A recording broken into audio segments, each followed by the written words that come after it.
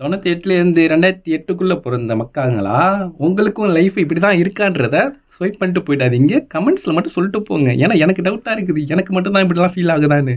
புரிய மாட்டுது என்னன்னு. ஏம்லே நாங்க 90ஸ் வாழ்க்கையும் பார்த்துட்டோம். 2கே வாழ்க்கையும் அனுபவிச்சிட்டோம்.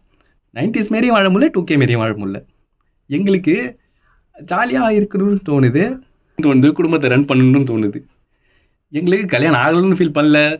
வேலைக்கு போகலன்ற ஃபீலும் இல்லை. இது எப்படி என்ன மாரி ஃபீலிங் இது?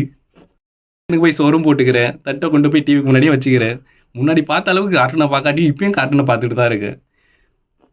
நேரம் எங்கள் பசங்க கூடயும் சுற்றுறேன். எங்களோட சின்ன பசங்க கூடயும் சுற்றுறேன். அவங்க கூட சுற்றும்போது எங்களுக்கு வயசு ஆகிற ஃபீலே கிடையாது. எங்களுக்கு வயசு ஆகுதா ஆகலைன்றது எங்களுக்கே தெரிய மாட்டுது. உங்களுக்கு அப்படி தான் இருக்கா ஃபீலு?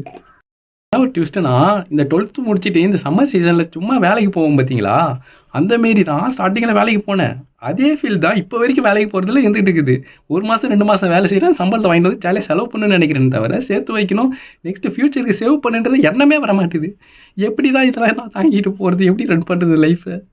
கல்யாணம் ஆகலைன்ற ஃபீலும் இல்லை, வேலைக்கு போகணுன்ற ஃபீலும் வர மாட்டுது.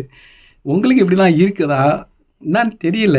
இந்த ஜெனரேஷனில் பிறந்த நமக்கு மட்டும் தான் இப்படி இருக்கா? ஏன்னா 90ஸ்ல பிறந்தவங்க வேலையும் நல்ல வேலையில் இருக்காங்க. இப்போ 2கேல பிறந்தவங்க கல்யாணம் ஆயிடுச்சுன்னே ஃபீல் பண்ணுறாங்க.